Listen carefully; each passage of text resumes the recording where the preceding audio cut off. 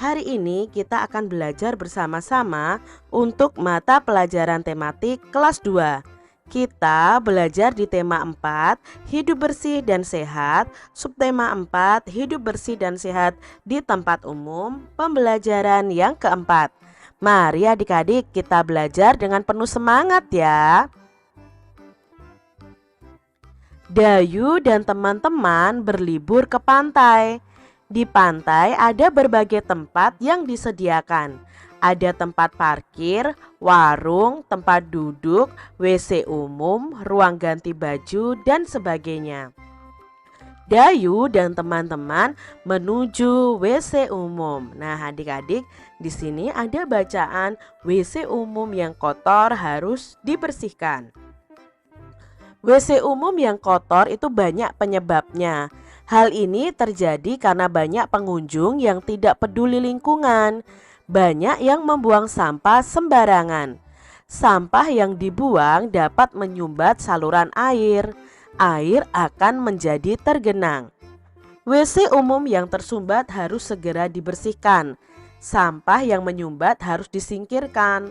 Lantai dan saluran airnya harus dibersihkan. Agar lebih bersih dapat digunakan pembersih lantai atau dengan sabun ya adik-adik. Dengan demikian WC umum akan menjadi bersih dan wangi. Pengunjung akan menjadi nyaman karenanya.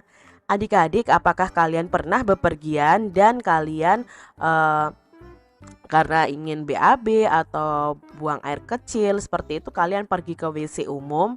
Nah, apakah kalian pernah menjumpai WC umum yang kotor dan WC umum yang bersih? Tentunya kita akan merasa nyaman jika WC umumnya itu dalam keadaan yang bersih. Perhatikan gambar berikut. Ini adalah contoh WC umum yang kotor. Ciri-ciri WC umum yang kotor itu seperti apa? Nah, ciri-cirinya pastinya ada sampah berserakan dan bau. Airnya menggenang adik-adik. Kotoran tidak disiram dan temboknya retak seperti ini.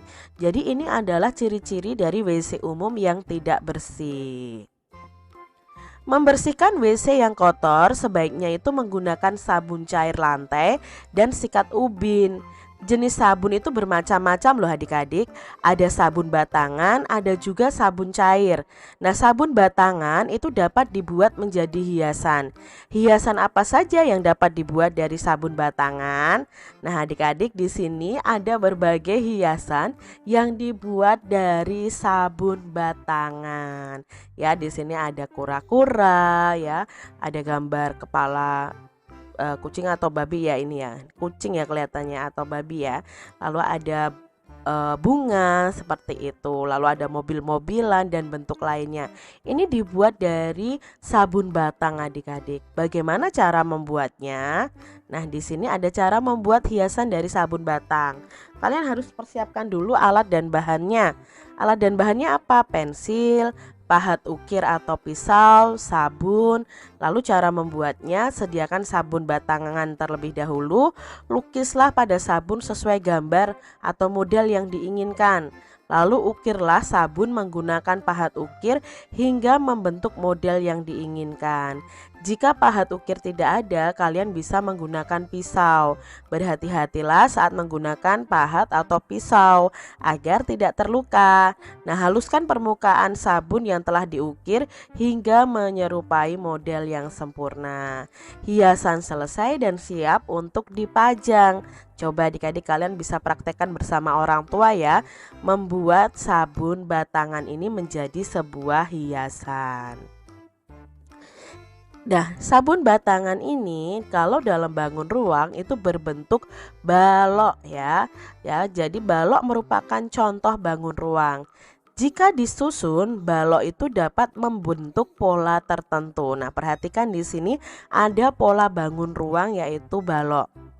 Susunannya ini ada balok yang rendah ya, yang tidak tinggi ya, yang balok melebar dan balok yang tinggi ya, yang ke atas.